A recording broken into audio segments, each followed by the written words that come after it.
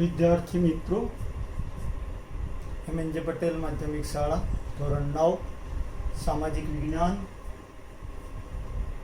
પ્રકરણ 10 સરકારના અંગો. આજે આપણે ભાગ 3 પર 7 પર જઈએ છીએ. એની અંદર રાષ્ટ્રપતિ, એની ચૂંટણી, એ માટેની લાયકાત, એની મુદત, એની સત્તા અને કાર્યો કયા કયા છે એ બાબત આપણે જોવાની રહેશે. તો રાષ્ટ્રપ્રમુખ છે, સામાન્ય રીતે એની ચૂંટણી પરોક્ષ પદ્ધતિથી થાય છે. એટલે કે ભારતના લોકોએ ચૂંટીને મોકલેલા સભ્યો દ્વારા એનું મતદાન થાય છે. એટલે કેન્દ્ર કક્ષાએ લોકસભા અને રાજ્યસભા એટલે સંસદના બંને ગૃહો, આ ઉપરાંત રાજ્યની જે વિધાનસભા છે એના સભ્યો દ્વારા રાષ્ટ્રપતિની ચૂંટણી થાય છે. એટલે ચૂંટણી પરોક્ષ પદ્ધતિથી થાય છે. બરાબર? એ માટે એમના વ્યક્તિ દીઠ એક મત ગણવામાં આવે છે, પરંતુ જે ચૂંટણીની અંદર મતદાન છે એનું મૂલ્ય પહેલેથી નિર્ધારિત કરવામાં આવેલું હોય છે અને એના આધારે, એનું મૂલ્યના આધારે એની ગણતરી કરવામાં આવે છે. બીજી બાબત, રાષ્ટ્રપતિની લાયકાત કઈ છે? તો સ્પષ્ટપણે આપું કે તે ભારતનો નાગરિક હોવો જોઈએ, એની ઉંમર 35 વર્ષ કે તેથી વધુ હોવી જોઈએ. જો ઉંમર 35 વર્ષ કે તેથી વધુ હોવી જોઈએ, તે સંસદ લોકસભાની અંદર સભ્ય થવાની લાયકાત ધરાવતો હોવો જોઈએ. લોકસભામાં સભ્યપદ માટેની લાયકાત ધરાવતો હોવો જોઈએ. બરાબર? જોઈએ કોઈ પણ ક્ષેત્રનો સભ્ય હોય, જો રાજ્યસભા હોય, લોકસભા હોય, કોઈ પણ, તો ચૂંટાયા પછી ત્યાં એમણે રાજીનામું, એ પહેલા રાજીનામું આપી દેવું પડે છે. બરાબર? અને સરકારી પગારદાર હોવો જોઈએ નહીં. કોઈ પણ ક્ષેત્રમાં સરકાર દ્વારા પગાર કે વેતન મેળવતો હોવો જોઈએ નહીં. બરાબર? એ એની લાયકાત છે. હોદ્દાની મુદત, તો જ્યારથી એની ચૂંટણી થાય અને જે દિવસથી એ હોદ્દા ઉપર હોદ્દાનો સ્વીકાર કરે એ દિવસથી 5 વર્ષ માટે એ નિમાય છે. 5 વર્ષની એની મુદત છે. બરાબર? હવે 5 વર્ષની મુદત માટે એ જો ધારે તો પોતે રાજીનામું આપી શકે, તો હોદ્દા પરથી દૂર થઈ શકે. બરાબર? અને જ્યાં સુધી એ હોદ્દા પર હોય ત્યાં સુધી એના પર કોઈ પણ પ્રકારનો ફોજદારી કે અન્ય ગુના માટે સજા કરી શકાતી નથી, એના પર કાર્યવાહી થઈ શકતી નથી. બરાબર?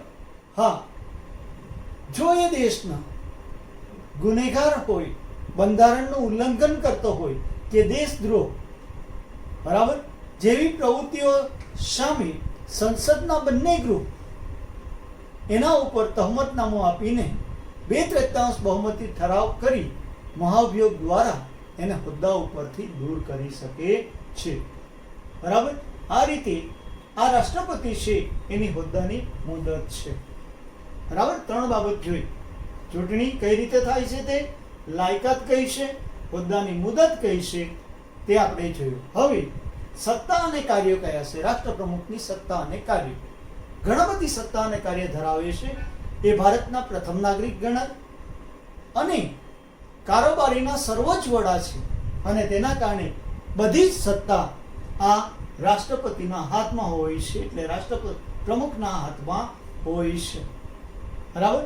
એટલે સંઘ સરકાર એટલે કેન્દ્ર સરકાર, એ કેન્દ્ર સરકારના કારોબારીના સર્વોચ્ચ વડા તરીકે એ ગણાય છે. જ્યારે લોકસભાની સામાન્ય ચૂંટણી થાય, લોકસભા છે એની સામાન્ય ચૂંટણી થાય. એ સામાન્ય ચૂંટણીમાં જે પક્ષ સ્પષ્ટ બહુમતી મેળવે અથવા તો અન્ય ટેકા દ્વારા બહુમતી પ્રાપ્ત કરનાર અગ્રણી નેતાને વડાપ્રધાન પદ તરીકે નિમણૂક કરે છે, વડાપ્રધાન તરીકે નિમે છે. બરાબર. અને વડાપ્રધાનની સલાહ અનુસાર એના મંત્રીમંડળ એટલે કે પ્રધાનમંડળ છે એની નિમણૂક કરે છે. બરાબર. ત્યાર પછી કારોબારી છે, એ કારોબારીના બધા જ કાર્યો રાષ્ટ્રપતિના નામે જ થાય છે. બરાબર. કારોબારીના બધા જ કાર્યો, કારોબારી વહીવટ છે, બધા જ રાષ્ટ્રપ્રમુખના નામથી જ થાય છે. અને એ જ્યાં સુધી હસ્તાક્ષર કરે નહીં ત્યાં સુધી એ કાર્યો અમલમાં મુકાતા નથી. એટલે તે બાબત તમને જોવા મળે છે. ત્રણેય પાંખના વડા છે. 3 પાંખ એટલે કઈ? તો હવાઈ દળ, પાયદળ અને જળ સમુદ્ર દળ તરીકે ઓળખાય છે. જળદળ છે, નૌકાદળ જેને આપણે કહીએ છીએ. તો એ નૌકાદળ એમ 3 દળ છે, પાયદળ, નૌકાદળ અને હવાઈ દળ. એ ત્રણેય દળના વડા સર્વોચ્ચ સેનાપતિ જે ગણાય છે એની નિમણૂક કરે છે. એટલે ત્રણેય પાંખના એ વડા છે. ત્રણેય લશ્કરી દળના વડા તરીકે ઓળખાય છે. 3 પાંખ એટલે ત્રણેય લશ્કરી દળના વડા તરીકે એ કાર્ય કરે છે. તે તમને જોવા મળે છે. તે અન્ય રાષ્ટ્ર સામે યુદ્ધ કરવાની, યુદ્ધ બંધ કરવાની અથવા તો એ દેશ સાથે સંધિ કરવાની સત્તા ધરાવે છે. એના આદેશ વગર યુદ્ધ થઈ શકતું નથી. બરાબર. કે યુદ્ધ ચાલુ હોય તો બંધ કરી શકાતું નથી. એ જોવા મળે છે. એટલે એ મહત્વનું કાર્ય એની અંદર કરતો જોવા મળે છે. તે છે. આ ઉપરાંત ભારતના વિવિધ ક્ષેત્રના નિષ્ણાંત વ્યક્તિઓ જે ગણાય એવા એટર્ની જનરલ, એટર્ની જનરલ મતલબ એ તમને આપે કે ઉચ્ચ એવા વડાપ્રધાન છે, રાષ્ટ્રપ્રમુખ છે, એવા લોકોને જે માર્ગદર્શન આપવા માટે જે ઉચ્ચ અધિકારીની નિમણૂક જે કરાય છે એ નિમણૂક પામેલાને એટર્ની જનરલ તરીકે ઓળખવામાં આવે છે. કોમ્પ્ટ્રોલર, ઓડિટર કોમ્પ્ટ્રોલરની નિમણૂક કરે છે. એ પણ આ જ રીતે જુદા જુદા ક્ષેત્રના નિષ્ણાત વ્યક્તિ છે અને સલાહકાર તરીકે કામ કરે છે. એટલે તે છે ઓડિટર જનરલ, જે વાર્ષિક નિરીક્ષણ કરવાનું કાર્ય કરે છે. નિરીક્ષણ મતલબ એવા આખા વર્ષનો ખર્ચ ભારતમાં દર વર્ષે કેટલો થાય છે, જેને અંદાજપત્ર આપણે કહીએ છીએ. કેટલો થયો, આગામી વર્ષમાં કેટલો થવાનો છે, એ બધું જે કાર્ય છે તેનો ઓડિટર યોગ્ય છે કે કેમ તે નિશ્ચિત કરવાનું કામ ઓડિટર જનરલ કરે છે. આ ઉપરાંત આપણે અહીંયા સર્વોચ્ચ અદાલતના મુખ્ય ન્યાયાધીશ અને અન્ય ન્યાયાધીશો છે એની નિમણૂક કરવાનું કાર્ય કરે છે. એ ઉપરાંત દરેક રાજ્યની અંદર આવેલી વડી અદાલત છે એના ન્યાયાધીશોની નિમણૂક પણ આ રાષ્ટ્રપ્રમુખ દ્વારા થાય છે. બરાબર. એટલે મુખ્ય ન્યાયાધીશો આ રીતે નિમણૂક કરવાની સત્તા રાષ્ટ્રપ્રમુખ પાસે છે. તે મહત્વનું કાર્ય કરતી જોવા મળે છે. બરાબર. આ ઉપરાંત જુદા જુદા રાજ્યની અંદર રાજ્યપાલની નિમણૂક છે કરવાની સત્તા રાષ્ટ્રપ્રમુખ પાસે છે. એટલે તે તમને આપે છે. આ ઉપરાંત ઉચ્ચ લશ્કરી અધિકારીઓ જે ગણવામાં આવે છે એની નિમણૂક પણ એના દ્વારા થાય છે. આ ઉપરાંત કેટલાક ક્ષેત્રના એવા સર્વોચ્ચ અધિકારીઓ, જુદા જુદા મુખ્ય અધિકારીઓ તરીકે જે પદ ધારણ કરે છે એવા અધિકારીઓ છે એની નિમણૂક કરવાની સત્તા પણ એ ધરાવે છે. આ ઉપરાંત ચૂંટણી પંચ, ચૂંટણીના મુખ્ય 3 સભ્યો હોય છે જેને ચૂંટણી પંચ કહેવાય. એના આદેશ વગર કોઈ પણ ક્ષેત્રમાં ચૂંટણી થઈ શકતી નથી અને ચૂંટણી એ સ્વતંત્ર છે. ચૂંટણી પંચ છે એટલે એમાં રાજકીય હસ્તક્ષેપ કરી શકાતો નથી. તો આવા ચૂંટણી પંચના જે સભ્યો છે એ સભ્યોની નિમણૂક કરવાની સત્તા ધરાવે છે. આ ઉપરાંત નાણાં પંચ છે, કારણ કે આપણે અહીંયા જુદા જુદા એવા કેટલા 29 રાજ્યો અને 6 કેન્દ્ર શાસિત પ્રદેશો છે. આ બધા રાજ્યોની અંદર નાણાંની ફાળવણી કરવી, એની વહેંચણી કરવી, આ મહત્વનું કાર્ય છે. તો એ માટે નાણાં પંચ નીમવામાં આવ્યું છે અને એ નાણાં પંચ દ્વારા એ ફાળવણી કરવાની અને વિવિધ નાણાકીય જે ચલણી નોટો છાપવાનું ને આ બધું કામ એના દ્વારા હાથ ધરવામાં આવે છે.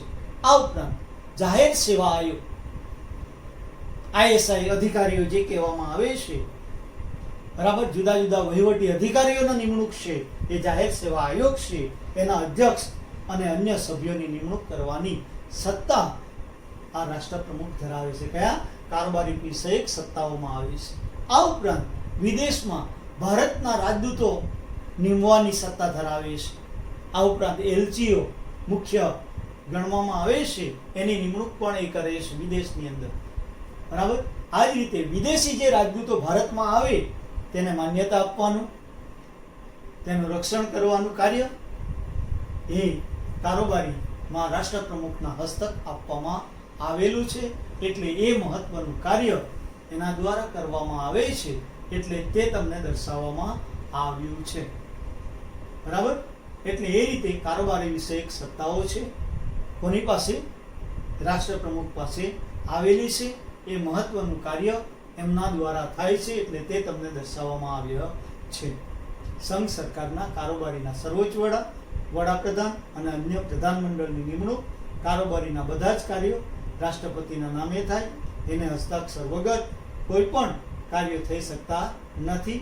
3/5 એટલે 3 દળના વડા તે અન્ય રાષ્ટ્રો સામે યુદ્ધ જાહેર કરવાનું, યુદ્ધ બંધ કરવાની કે એ દેશ સાથે સંધિ કરવાની સત્તા ધરાવે. ભારતમાં એટર્ની જનરલ, કોમ્પ્ટ્રોલર, ઓડિટર જનરલ, સર્વોચ્ચ અદાલતના અને રાજ્યની વડી અદાલતના ન્યાયાધીશોની નિમણૂક, વિવિધ રાજ્યોમાં રાજ્યપાલોની નિમણૂક, ઉચ્ચ લશ્કરી અધિકારીઓની નિમણૂક, કેટલા સર્વોચ્ચ અધિકારીઓની નિમણૂક, તે ચૂંટણી પંચ, નાણાં પંચ, જાહેર સેવા આયોગના અધ્યક્ષ અને સભ્યોની નિમણૂક, વિદેશમાં ભારતના રાજદૂતો LCOની નિમણૂક અને વિદેશી રાજદૂતોને ભારતમાં આવવાની માન્યતા અપાય. આ બધા કાર્યો કારોબારી વિષયક સત્તાઓની અંદર આવે છે, તે તમને દર્શાવવામાં આવ્યું છે. હવે આપણે લઈએ છીએ રાષ્ટ્રપ્રમુખ છે, એ રાષ્ટ્રપ્રમુખની ધારકીય સત્તાઓ કઈ કઈ છે, બરાબર. તો ધારકીય સત્તાઓ જે છે એની અંદર જે આપણે સંસદનું સત્ર શરૂઆતમાં હોય, સામાન્ય ચૂંટણીઓ થાય પછી જે બેઠક બોલાવવામાં આવે અથવા દર વર્ષે છે એ વર્ષની શરૂઆત છે એની બેઠક બોલાવવાની, એને મુલતવી રાખવાની અને લોકસભાને બરખાસ્ત કરવાની સત્તા રાષ્ટ્રપ્રમુખ પાસે છે. એટલે એને ધારકીય સત્તાઓ કહેવાય. સંસદને બોલાવવાનું, સંસદનું સત્ર ચાલુ કરવાનું, એને મુલતવી રાખવાનું એટલે કે સ્થગિત કરવાનું અને ત્યાર પછી બરખાસ્ત એટલે વિખેરી નાખવાનું. આમ મહત્વનું કાર્ય ધારકીય સત્તાઓ તરીકે એ પહેલી બાબત આવે છે. રાજ્યસભા છે એ સભાના 12 સભ્યોની નિમણૂક કરે છે. અગાઉ મેં તમને કહ્યું હતું, સાહિત્ય, શિક્ષણ, કલા, પછી રમતગમત, મનોરંજન ક્ષેત્ર, વિજ્ઞાન, બરાબર. આમ જુદા જુદા ક્ષેત્રના નિષ્ણાંત વ્યક્તિઓ એક યા બીજા કારણસર ચૂંટણીમાં પડતા નથી, એટલે એનો બહોળો લાભ અનુભવનો બહોળો લાભ પ્રજાને પ્રાપ્ત થાય તે માટે 12 સભ્યોની નિમણૂક રાજ્યસભામાં કરે છે, બરાબર. કોણ? રાષ્ટ્રપ્રમુખ કરે છે. 2 ગુણના પ્રશ્નમાં વારંવાર પ્રશ્ન પૂછાય છે, એટલે ધ્યાનમાં રાખવાનું છે. આ ઉપરાંત જો લોકસભા છે એની અંદર 545 સભ્યો છે. એ 545 સભ્યોની અંદર જો એંગ્લો ઇન્ડિયન સભ્યોને નિમણૂક ન થઈ હોય, ચૂંટાયા ન હોય, તો તેવા સમયે 2 એંગ્લો ઇન્ડિયન સભ્યોની નિમણૂક કરવાની સત્તા એ ધરાવે છે. એંગ્લો ઇન્ડિયન એટલે શું તે અગાઉ પણ કહ્યું છે, અત્યારે પણ કહું છું કે એક ભારતીય હોય જે પુરુષ અને સ્ત્રીમાંથી, અને એક વિદેશી હોય અને એના કારણે જે એમના પુત્ર પુત્રી જન્મે તો તેને એંગ્લો ઇન્ડિયન તરીકે ઓળખવામાં આવે. એટલે એવા ભારતીય છે જે ભારતમાં વસવાટ કરે છે અને એઓ આ સંસદની અંદર સભ્યપદ ધરાવતા નથી તેવા સમયે 2 સભ્યોની નિમણૂક રાષ્ટ્રપ્રમુખ કરી શકે છે. એટલે તે બાબત તમને દર્શાવવામાં આવી છે. ચૂંટણીઓ પછી સંસદના બંને ગૃહ ચૂંટણીઓ થાય, સામાન્ય ચૂંટણીઓ થાય. મેં તમને અગાઉ કહ્યું ચૂંટણીઓ જુદી જુદી છે. સામાન્ય ચૂંટણી, મધ્યસ્થ ચૂંટણી, પેટા ચૂંટણી. અત્યારે મોટાભાગે જે થવાની છે એ પેટા ચૂંટણી, એટલે એ વિશે મેં તમને અગાઉ પણ કહ્યું છે. તેમાં સામાન્ય ચૂંટણી પછીની વાત છે, મધ્યસ્થ ચૂંટણી પછી પણ આવી શકે, પેટા ચૂંટણીમાં એનો સમાવેશ શકે નહીં. તો સામાન્ય અને મધ્યસ્થ ચૂંટણી થાય અને ત્યાર પછી આ સત્રની પહેલી બેઠક જે યોજવામાં આવે એમાં બંને ગૃહનું ઉદ્ઘાટન કરવાનું કામ એ કરે છે. બંને ગૃહ ઉદ્ઘાટન કરે છે. ત્યાર પછી એ બંને ગૃહની બેઠક જ્યારે બોલાવાય છે તેમાં અભિભાષણ આપે છે, એટલે કે પ્રવચન આપે છે. અભિભાષણ એટલે પ્રવચન આપે છે, બરાબર. તો એ મહત્વનું કાર્ય કરે છે. ત્યાર પછી આપણે જાણીએ છીએ કે ખરડાને અંતિમ સ્વરૂપ આપવાનું કામ સંસદ સભ્યો કરે છે, જેને કાયદો બનાવે છે, બરાબર. તો એ કાયદાનું અંતિમ સ્વરૂપ જ્યાં સુધી, એટલે કે ખરડો એની પાસે સાહેબ રાષ્ટ્રપ્રમુખ પાસે, તો એ એની પાસે રાખી શકે અથવા તો પુનઃ વિચારણા માટે મોકલી શકે અથવા તો સહી કરે અને એનું અંતિમ સ્વરૂપ આપે, બરાબર. તો એ કાયદાનું સ્વરૂપ આપે જ્યાં સુધી એનું હસ્તાક્ષર ન થાય ત્યાં સુધી એ કાયદો ગણાતો નથી, અમલમાં મૂકી શકાતો નથી. એટલે એ મહત્વનું કાર્ય એમના દ્વારા થાય છે. એટલે તે મહત્વનું કાર્ય છે. એટલે એમાં એક બાબત આપી છે, જે કોઈ ખરડાઓ છે એમાં નાણાકીય ખરડા સિવાયના બધા જ ખરડા એ પુનઃ વિચારણા માટે બંને ગૃહમાં મોકલી શકે છે. અને ત્યારે જે બંને ગૃહની અંદર જાય અને ફરી વાંચન દ્વારા એ વાંચન કરી એમાં સુધારા વધારા કરી કે અથવા આમને આમ રાષ્ટ્રપ્રમુખ પાસે જાય ત્યારે એમને હસ્તાક્ષર કરવા પડે છે. અને એ રીતે ખરડો કાયદો બને છે. તો કાયદાનું આ રીતે સ્વરૂપ અપાય છે તે જોવા મળે છે. આ ઉપરાંત અંદાજપત્ર છે અને નાણાકીય ખરડો જે કોઈ હોય એ રાષ્ટ્રપ્રમુખની પૂર્વ મંજૂરી લેવી જરૂરી છે. આ ઉપરાંત તમે જાણો છો લોકસભાના અધ્યક્ષ, રાજ્યસભાના અધ્યક્ષ, એમની પણ મંજૂરી લેવી પડે અંદાજપત્ર માટે. પરંતુ અંદાજપત્ર અને નાણાકીય ખરડો છે એ 2 ખરડાઓ એવા છે કે રાષ્ટ્રપતિની અથવા રાષ્ટ્રપ્રમુખ આપણે કહીએ એની પૂર્વ સંમતિ હોવી જરૂરી છે, બરાબર. અને એમની સંમતિ મળે તો જ એ લોકસભામાં રજૂ કરી શકાય, નહીં તો રજૂ કરી શકાતા નથી. એવું તમને સ્પષ્ટ દર્શાવવામાં આવે છે. જ્યારે કોઈ પણ ખરડા ઉપર બંને ગૃહ વચ્ચે મતભેદ ઊભો થાય, રાજ્યસભા અને લોકસભા વચ્ચે મતભેદ ઊભો થાય, ત્યારે આ પ્રશ્નને નિરાકરણ લાવવા માટે બંને ગૃહની એ સંયુક્ત બેઠક બોલાવે છે અને ત્યાર પછી વાટાઘાટો અને બહુમતી દ્વારા એ જે કંઈ ખરડો છે એ મતભેદ દૂર કરી એને માન્યતા આપવાનું કાર્ય રાષ્ટ્રપ્રમુખ કરે છે. એ રીતે એમનું મહત્વનું કાર્ય એની અંદર છે. આ ઉપરાંત સંસદની બેઠક ચાલુ ન હોય તેવા સમયે તાકીદની પરિસ્થિતિ, મુશ્કેલી આવે છે, સંસદ ચાલુ નથી, એને પહોંચી વળવા માટે એ વટહુકમ બહાર પાડી શકે છે, કટોકટી જાહેર કરી શકે છે. એના સામે કોઈ પગલાં લેવાતા નથી, પરંતુ એ સામે લોકસભાની ત્યાર પછી તાત્કાલિક મંજૂરી મેળવવી પડે અને બરાબર એ માટે વટહુકમ બહાર પાડવાનું કામ રાષ્ટ્રપ્રમુખ કરે છે. આ રીતે આ ધારકીય સત્તાઓ છે. મહત્વની સત્તાઓ કોની પાસે આવેલી છે? તો રાષ્ટ્રપ્રમુખ પાસે આવેલી છે. તે તમને દર્શાવવામાં આવી છે, બરાબર. ફરી એકવાર ટૂંકમાં આપણે જોઈએ છે, સંસદની બંને બેઠક બોલાવવાની, મુલતવી રાખવાની, લોકસભામાં બરખાસ્ત કરવાની સત્તા ધરાવે છે. ત્યાર પછી રાજ્યસભામાં 12 સભ્યોની નિમણૂક રાષ્ટ્રપ્રમુખ કરે છે. આ ઉપરાંત લોકસભા જે છે એ લોકસભામાં 2 એંગ્લો ઇન્ડિયન સભ્યોની નિમણૂક પણ કરે છે.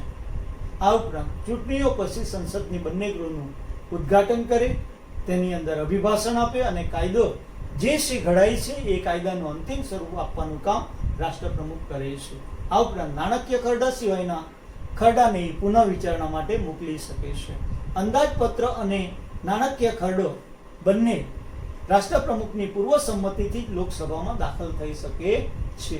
ખરડા પર જ્યારે મતભેદ ઊભો થાય તો બંને ગૃહની સંયુક્ત બેઠક બોલાવે છે અને એનું નિરાકરણ લાવે છે. સંસદની બેઠક ચાલુ ન હોય ત્યારે તાકીદની પરિસ્થિતિને પહોંચી વળવા માટે વટહુકમ બહાર પાડી શકે છે.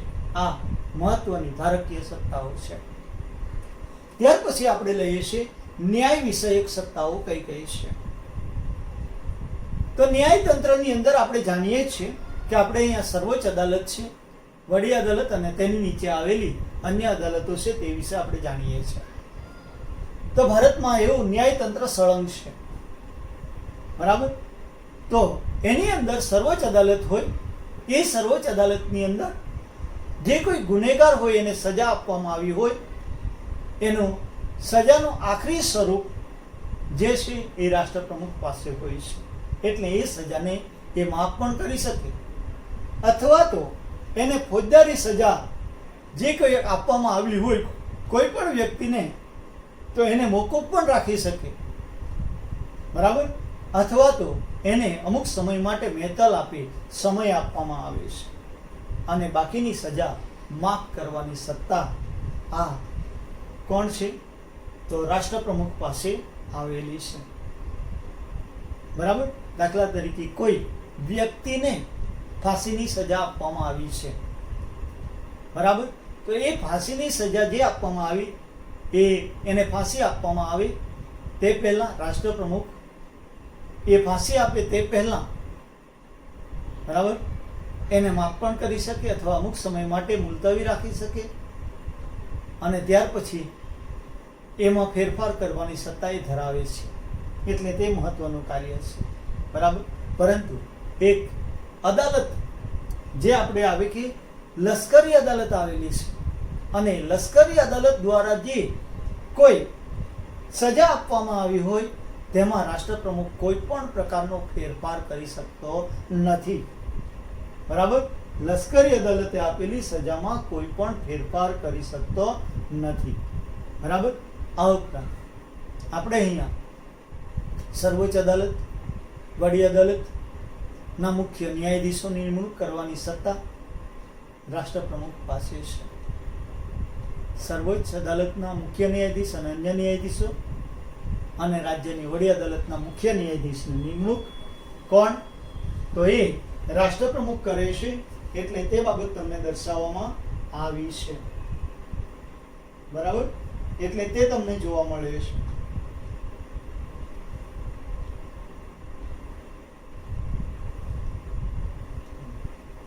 ત્યાર પછી એક બાબત એમાં આવે, બંધારણીય મડાગાંઠ હોય અથવા તો જાહેર હિતના પ્રશ્નો હોય કે દાવાઓ હોય તો તેવા પ્રશ્નો છે એ પ્રશ્નો જો યોગ્ય લાગે તો એમની અંદર માન્યતા આપવાનું કાર્ય પણ એ કરી શકે છે. એટલે તે મહત્વનું કાર્ય કરે છે, બરાબર. તો એવા માટે બીજું એક કે ન્યાયતંત્રની અંદર કોઈ પણ આવા જાહેર હિતના દાવા કે જે કોઈ હોય, મહત્વના પ્રશ્નો હોય તો એ માટે અદાલતની એ જે મુખ્ય ન્યાયાધીશો છે એને પાસે એ સલાહ પણ મેળવી શકે. હા, એ સલાહ જે આપવામાં આવે એને માન્યતા આપવી કે ન આપવી એના પર આધાર રાખે છે, બરાબર. સલાહ આપી એટલે એને મંજૂર કરવું કે એ પ્રમાણે કાર્ય કરવું એવું નથી. જો એને યોગ્ય લાગે તો એ સલાહને સ્વીકારે છે અને અમલમાં મૂકી શકે છે. એમને યોગ્ય લાગે તો એ રીતે ન્યાયતંત્રની અંદર એ સત્તાઓ ધરાવે છે. એટલે તે મહત્વનું કાર્ય કરતું જોવા મળે છે, બરાબર. ત્યાર પછી આપણે લઈએ છીએ આગળ જે એની સત્તાઓ જે આવે છે તેની અંદર નાણાકીય સત્તાઓ છે. તો દેશની અંદર નાણાં, ચલણી નોટો છાપવાનું, કેટલા પ્રકારમાં છાપી શકાય, કેટલું છે એમાં મુખ્યત્વે સોનું ઉપર આધાર રાખે છે. એટલે એ મહત્વના કાર્યો છે તે આપણે જોવાનું રહે છે, જેને આપણે નાણાકીય સત્તાઓ તરીકે ઓળખી શકીએ.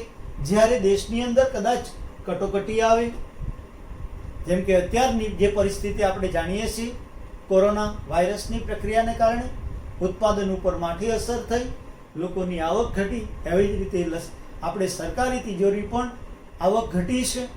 અને એ પ્રક્રિયાના કારણે એ સરકાર છે, અમુક સરકારી કર્મચારીઓ છે, બરાબર, અથવા આપણે જોઈએ છીએ કે નિવૃત્ત ધરાવનાર એવા જે વ્યક્તિઓ છે એમના અમુક 30% પગાર છે કાપ મૂક્યો છે. એટલે નાણાકીય પરિસ્થિતિને પહોંચી વળવા માટે જે આપણે જોઈએ છીએ તો જે સંસદ સભ્યો છે, ધારાકીય સભ્યો છે, આ બધા સભ્યો અને કર્મચારીઓના પગારની અંદર એ કાપ મૂકી શકે છે, ઘટાડો કરી શકે છે. આ ઉપરાંત તમને આપવામાં આવે છે કે જ્યારે આ પરિસ્થિતિ ઊભી થાય તો તેની અંદર એક બીજું પણ મહત્વનું કાર્ય કરી શકે છે કે નાણાકીય પરિસ્થિતિને પહોંચી વળવા માટે યોગ્ય વ્યવસ્થાપન કરવા માટે પણ એ સલાહ આપી શકે છે, કઈ રીતે કરવું, શું કરવું તે માટે, બરાબર.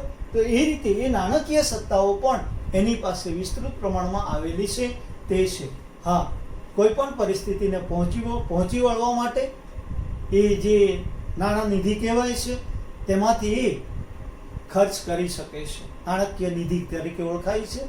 એમાંથી એ પરિસ્થિતિને પહોંચી વળવા માટે એ ખર્ચ કરી શકે છે, બરાબર. પરંતુ એ ખર્ચ માટે ત્યાર પછી સંસદની મંજૂરી લેવી જરૂરી છે. જો મંજૂરી ન આપે તે આપોઆપ રદ થતી જોવા મળે છે. તો આ એક મહત્વનું નાણાકીય બાબતો તરીકે જોવા મળે છે. અને છેલ્લે કટોકટી વિષયક સત્તાઓ. જ્યારે ભારતની અંદર સમવાય તંત્ર છે, એ સમવાય તંત્રની અંદર જ્યારે કટોકટી જાહેર થાય છે ત્યારે સમવાય તંત્ર મટી જાય અને એક તંત્રી બને છે. અને તે બધી જ સત્તા રાષ્ટ્રપ્રમુખના હાથમાં આવે છે એ સમયે. એટલે એ સમયે આપણા મૂળભૂત હક્કો છે અને આપણે કારોબારી વિષયક જે બધી સત્તાઓ છે એ દૂર થાય છે અને રાષ્ટ્રપ્રમુખ જે કહે એ પ્રમાણે કાર્ય કરવું પડે. એટલે એક હતું સત્તા બનતી જોવા મળે છે. તો એ સમયે 3 પ્રકારના કટોકટી વિષયક સત્તાઓ જાહેર થાય છે, 3 પ્રકારની, બરાબર. તો એ 3 પ્રકારની કટોકટી કઈ છે તેને આપણે ટૂંકમાં જોઈ લઈએ છીએ, બરાબર. તો એની અંદર 3 પ્રકારની જે કટોકટી છે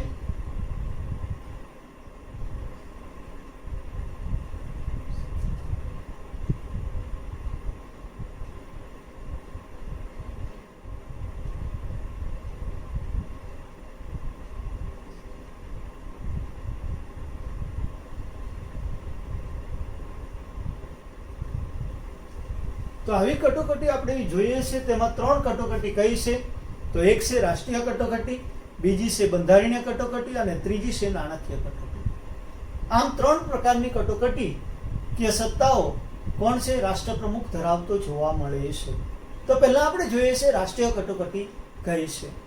તો જ્યારે દેશ ઉપર બાહ્ય કોઈ દેશનું આક્રમણ થાય અથવા તો કોઈ વિસ્તાર એ બાહ્ય આક્રમણથી ભયમાં મુકાય તેવી પરિસ્થિતિમાં રાષ્ટ્રીય કટોકટી જાહેર કરવામાં આવે છે, બરાબર. બાહ્ય આક્રમણ સામે કોઈ પણ મુશ્કેલી આવે તે સમયે જે કટોકટી જાહેર થાય એને રાષ્ટ્રીય કટોકટી કહેવાય. અને એ સમયે બધી જ સત્તા રાષ્ટ્રપ્રમુખ પાસે આવે છે, બરાબર. એને લગભગ આવી રાષ્ટ્રીય કટોકટી 3 વર્ષ સુધી રહી શકે, એટલે તે તમને દર્શાવ્યું છે. બીજી બાબત જે આપવામાં આવી છે તેને બંધારણીય કટોકટી કહે છે. બંધારણીય કટોકટીની અંદર સ્પષ્ટ તમને આપું છું કે બંધારણીય કટોકટી એટલે જે તે રાજ્ય છે, આપણે અહીંયા 29 રાજ્યો અને 6 કેન્દ્ર શાસિત પ્રદેશો રચવામાં આવ્યા છે, એની અંદર બંધારણ અનુસાર શાસન ચાલતું ન હોય ત્યારે રાજ્યપાલનો જે અહેવાલ રાષ્ટ્રપ્રમુખ પાસે જાય અને એ અહેવાલના આધારે રાષ્ટ્રપ્રમુખ કટોકટી જાહેર કરે છે, જેને બંધારણીય કટોકટી કહેવાય, જે તે રાજ્યમાં લાગુ પડે છે. અને રાષ્ટ્રપ્રમુખ વતી એ રાજ્યનું સંચાલન રાજ્યપાલ દ્વારા હાથ ધરવામાં આવે છે. બરાબર. તો એ રીતે આ બંધારણીય કટોકટી છે. અને છેલ્લે નાણાકીય કટોકટી, જેમાં આપણે છેલ્લે જોઈ ગયા કે દેશની અંદર જ્યારે નાણાકીય મુશ્કેલીઓ ઊભી થાય છે તે સમયે રાષ્ટ્રપ્રમુખ દ્વારા આ નાણાકીય કટોકટી જાહેર થાય અને તેમાં પગાર ભથ્થાની અંદર એક આપ મૂકી શકે છે. તો એ મહત્વનું કાર્ય એમની પાસે છે અને તે આપણે જાણીએ છીએ. આ રીતે 3 પ્રકારની કટોકટી, રાષ્ટ્રીય કટોકટી, બંધારણીય કટોકટી અને નાણાકીય કટોકટી, એમ 3 પ્રકારની કટોકટી આપણને જોવા મળે છે. તો આ વિભાગની અંદર રાષ્ટ્રપ્રમુખ ની ચૂંટણી, લાયકાત, હોદ્દાની મુદત, એના સત્તા અને કાર્યોમાં કારોબારી વિષયક સત્તા, ધારકીય વિષયક સત્તાઓ, ન્યાય વિષયક સત્તાઓ, નાણાકીય સત્તાઓ અને કટોકટી વિષયક સત્તાઓ, એમ 5 પ્રકારની સત્તા જોવા મળે છે. તે મહત્વનું કાર્ય છે. તો આટલી બાબતો એમાં જોઈએ છે. અસ્તુ.